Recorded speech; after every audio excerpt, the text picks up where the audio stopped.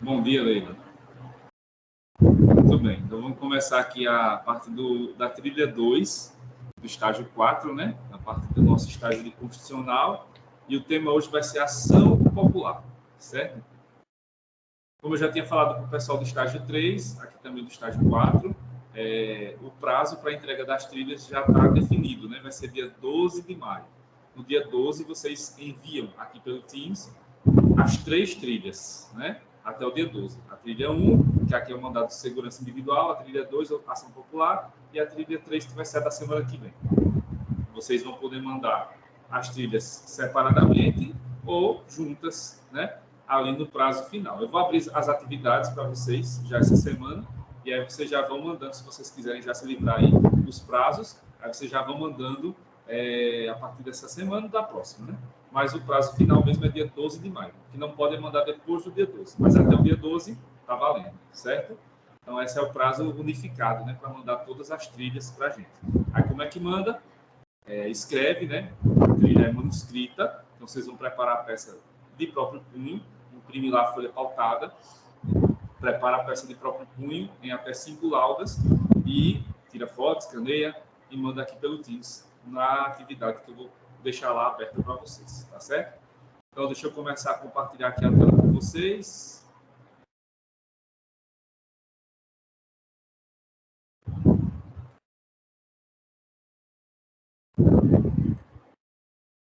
Estão vendo aí o slide, a peça.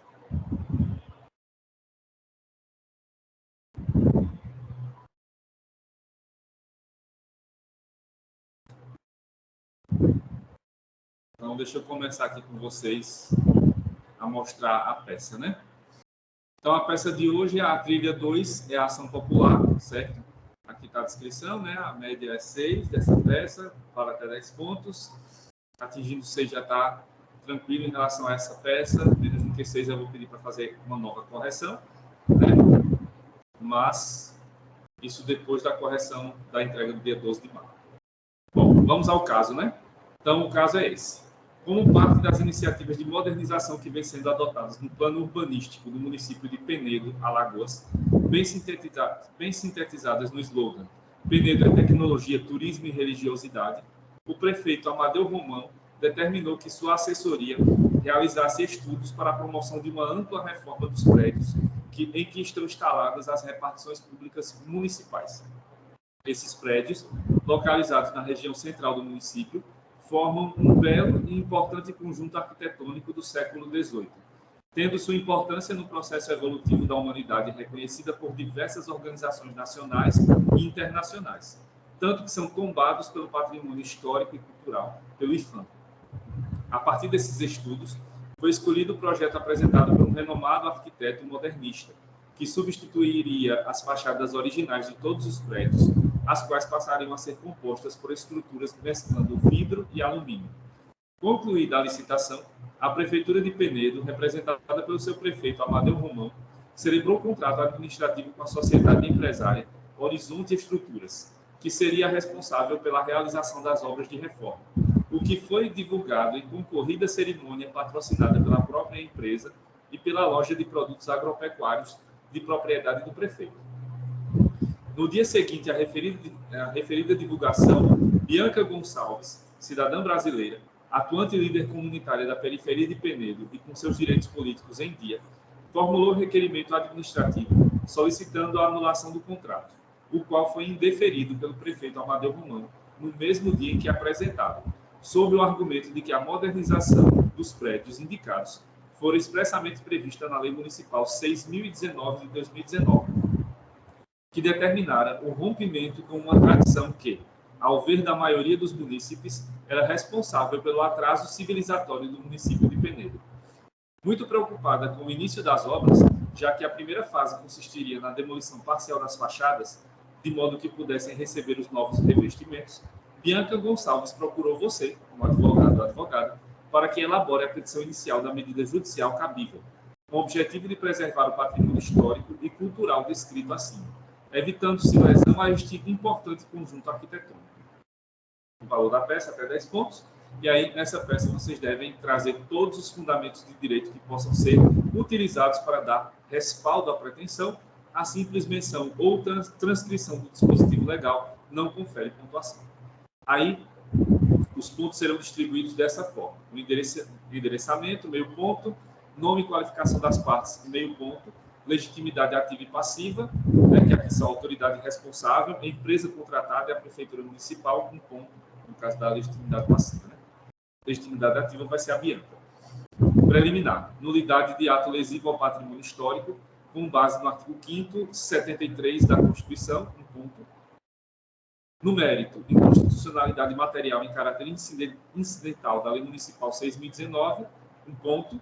Nulidade do contrato administrativo, com base no artigo 2º, a linha C, e parágrafo único da Lei 4.717 de 65, um ponto.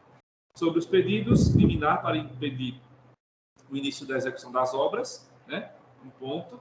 Inconstitucionalidade material incidental da Lei Municipal 6.019 de 2019, um ponto. Declaração de nulidade do contrato administrativo, um ponto.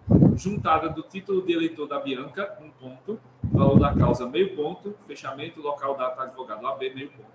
Somando tudo, dá 10 pontos.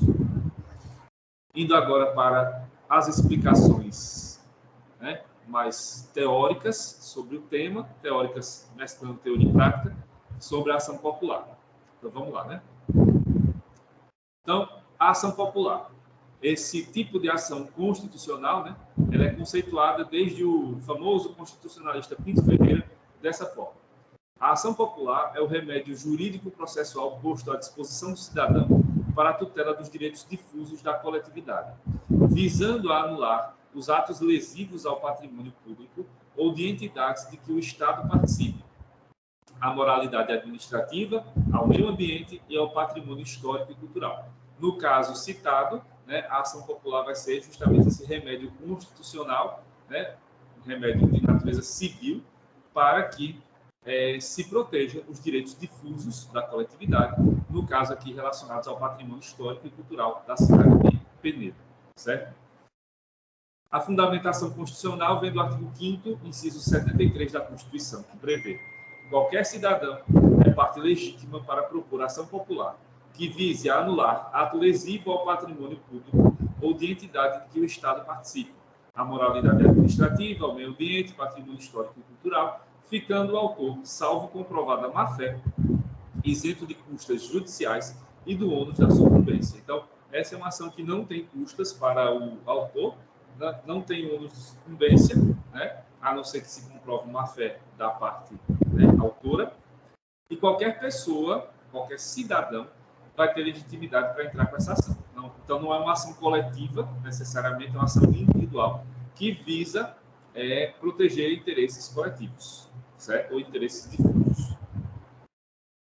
Já a lei da ação popular, que é uma lei antiga, a lei 4.717 de 65, traz o seguinte no seu artigo 1º: qualquer cidadão será parte legítima para pleitear a anulação ou a declaração de nulidade de atos lesivos ao patrimônio da União, do Distrito Federal, dos Estados, dos municípios, de entidades autárquicas, de sociedades de economia mista, de sociedades mútuas de seguro nas quais a União representa os segurados ausentes, de empresas públicas, de serviços sociais autônomos, de instituições ou fundações para cuja criação ou custeio o Tesouro Público haja concorrido ou concorra com mais de 50% do patrimônio ou da receita ânua ou anual, de empresas incorporadas ao patrimônio da União, do Distrito Federal, dos Estados e dos municípios, e de quaisquer pessoas jurídicas ou entidades subvencionadas pelos cofres públicos.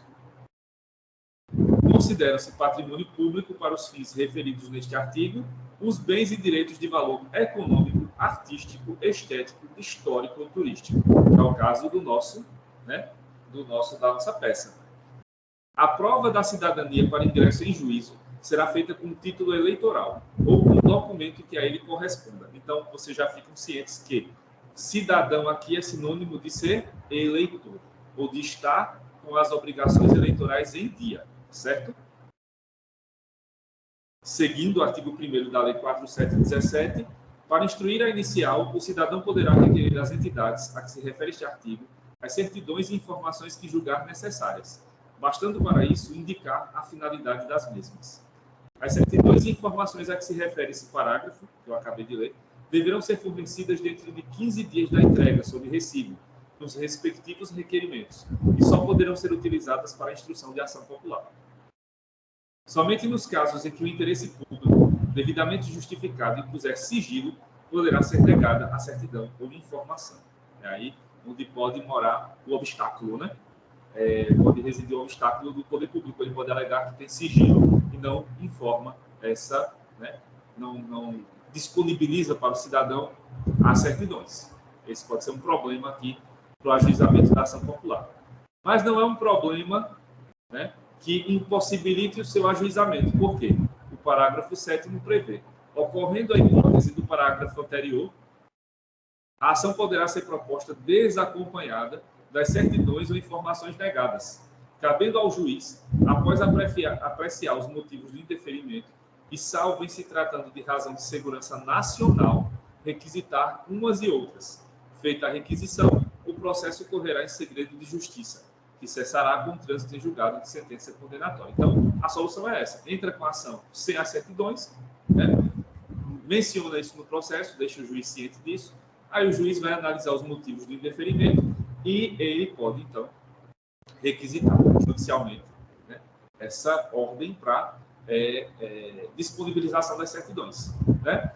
E aí, quando essas certidões forem disponibilizadas, o juiz converte esse processo para que ele tramite em segredo de justiça. E aí, só haverá divulgação desses dados após o trânsito em julgado de eventual sentença condenatória, certo?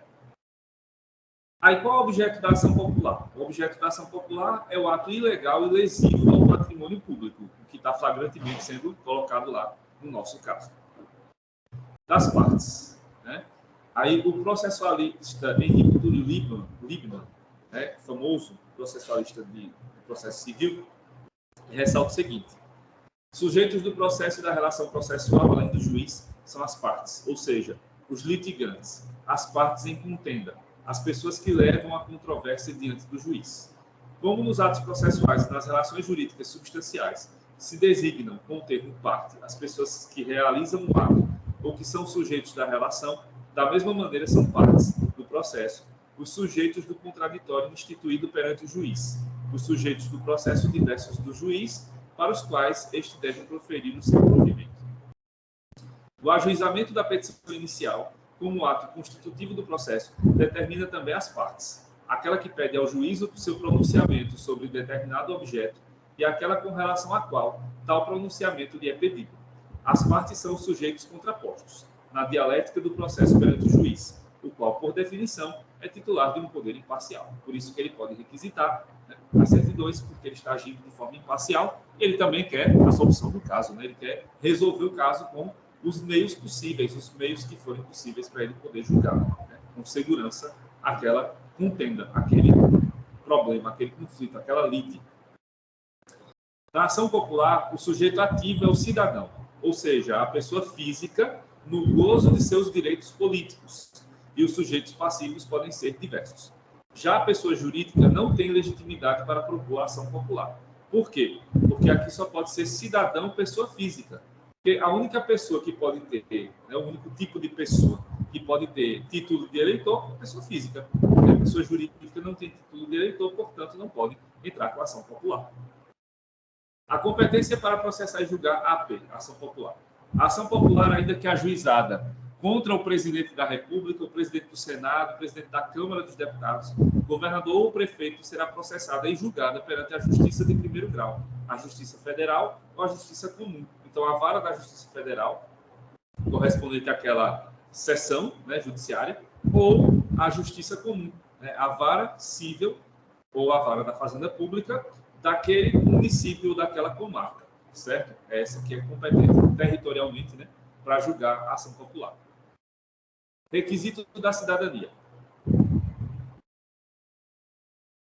Esse vai ser o primeiro requisito para o ajuizamento da ação popular. Só que aí a pergunta, que eu já respondi, mas que não custa nada repetir. Quem é o cidadão? Cidadão é pessoa física que tenha usufruição legal dos direitos políticos, ou seja, que possua mais de 18 anos e esteja em dia com as suas obrigações eleitorais, possuindo título de eleitor válido. Mas aí, veja, pode votar quem tem entre 16 e 18 anos. Por que não está aí como cidadão? Porque tem a questão da maioridade para os atos da vida civil, né? Que aí é outro requisito. Então, não é só ser eleitor, mas ter maioridade para os atos da vida civil, né? Capacidade plena, que seria a partir dos 18 anos. Então, por isso que a pessoa que tem mais de 18 anos e esteja em dia com as suas obrigações eleitorais, ou seja, esteja lá com seu título de eleitor e com as votações em dia. O segundo requisito aqui vai ser a legitimidade, né? Então, o segundo requisito é a ilegalidade ou a ilegitimidade do ato de invalidar, isto é, que o ato seja contrário ao direito, por infringir as normas específicas que regem a sua prática ou por se desviar dos princípios gerais que norteiam a administração pública. Então, esse é o outro requisito, de que esses atos praticados pela autoridade aqui sejam ilegais ou ilegítimos, certo? Atos contrários ao direito. O terceiro requisito da ação popular é a chamada lesividade do ato ao patrimônio público. Então, é um ato que vai causar lesão, que vai causar prejuízo ao patrimônio público. E aí vale a ressalva feita pelo já ilustre, né, e consagrado autor do direito administrativo, Eli Lopes Meireles, que dizia: é de observar-se que a ação popular não autoriza o judiciário a invalidar opções administrativas ou substituir critérios técnicos por outros que repute mais convenientes ou oportunos, pois essa valoração refoge da competência da justiça e é privativa da administração. O pronunciamento do judiciário nessa ação fica limitado unicamente à legalidade do ato e à sua lesividade ao patrimônio público. Sem a ocorrência desses dois vícios no ato impugnado, não procede a ação. Então, veja, tem limites também para essa ação popular. O judiciário não pode interferir nos critérios usados pelo poder público, pela administração, porque essas decisões de licitação, contratações, elas passam pela questão de serem opções, né? Elas não são decisões vinculadas, elas são decisões discricionárias. Então, dentro dos limites da legalidade, o poder público pode escolher a empresa para fazer a obra, né? A questão não é em si a obra aqui, mas sim a questão da obra sendo feita sobre, né, prédios que são patrimônio histórico e cultural, né? Então, essa questão aqui traz a lesividade ao ato. Então, aqui a questão é em relação a esse ponto, e não em relação à contratação da empresa por licitação, porque aí está se seguindo critérios, né, técnicos objetivos. E aí o judiciário não interfere nessas questões objetivas, técnicas, né, que são fruto de decisão da administração. Isso é parte da separação de poderes. O que o judiciário vai tratar aqui é realmente do objeto principal da ação popular, que é, dentre esses requisitos que a gente está vendo, o fato de trazer prejuízos para o patrimônio público, seja prejuízos de ordem financeira, seja prejuízos também de ordem histórica, cultural, né, como é o caso aí de, né, trocar as fachadas dos prédios históricos por fachadas novas que vão, né, retirar totalmente a sua identidade histórica, cultural, né, e social ali com a cidade de Penedo, no nosso caso hipotético, né? Os fins da ação popular são três: preventivos, repressivos, corretivos.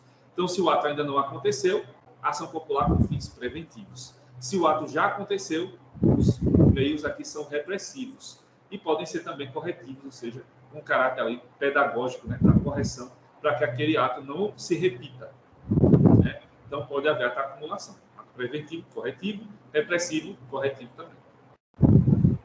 A estrutura da ação popular. Primeiro, endereçamento. Segundo, qualificação e legitimidade ativa.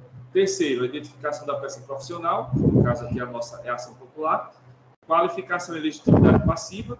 As preliminares, quando há. Os fatos em que você vai narrar o caso. O mérito, que é a demonstração de cabimento e fundamentação. Dos pedidos, e aqui no caso da ação popular, como é a hipótese de cidadão, né, a Bianca, a cidadã, então deve-se juntar aos autos o título de eleitor válido do impetrante, por ser esta a prova da condição de cidadão. Então, na ação popular é ali o critério básico, né, solicitar já no pedido a juntada aos autos do título de eleitor, né, válido e, né, ali em dia do seu impetrante, né, da pessoa que está ajuizando a ação.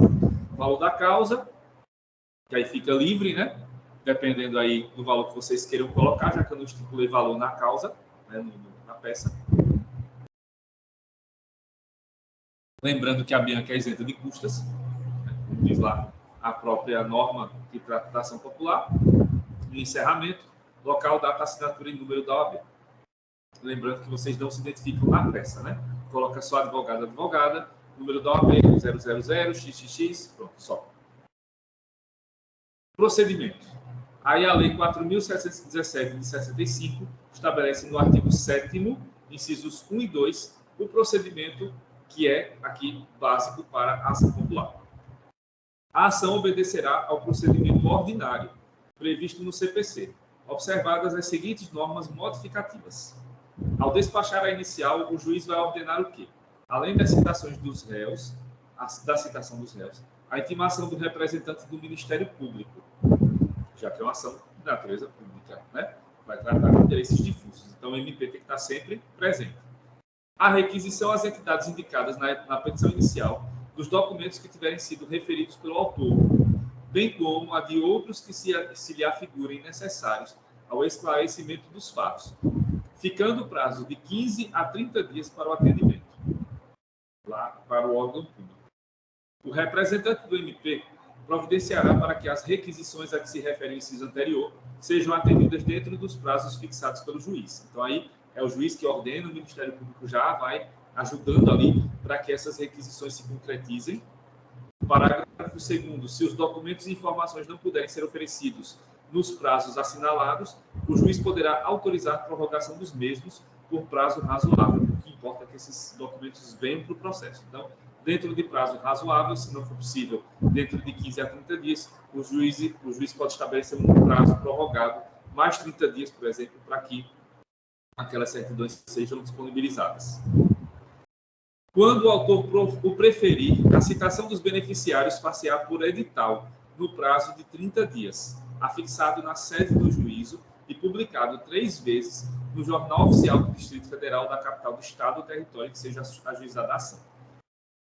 A publicação será gratuita e deverá iniciar-se no máximo 3 dias após a entrega, na repartição competente, sob protocolo de uma via autenticada do mandado.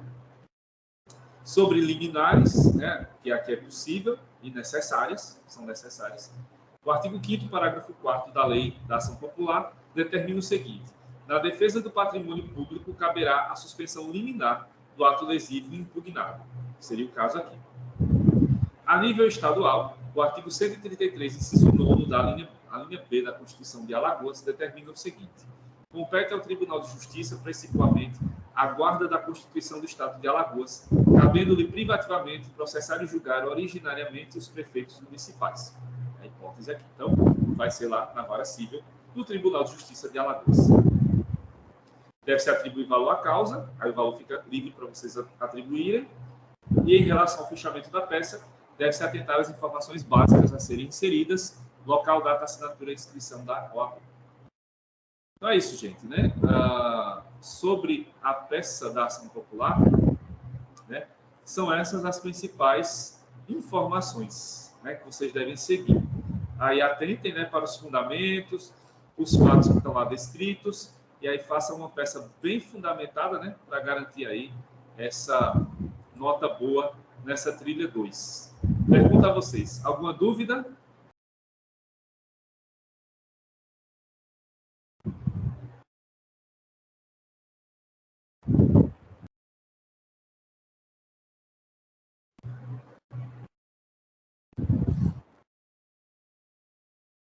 Nenhuma dúvida? Então a gente vai encerrando por aqui. Lembrando, né, na próxima semana, a trilha 3, certo? Para quem está aqui no estágio 4, a trilha 3 vai ser a partir das 10h30. Eu nunca estou começando 10h30 mesmo, né? Mas eu marco 10h30, vocês já ficam ligados, 10h30.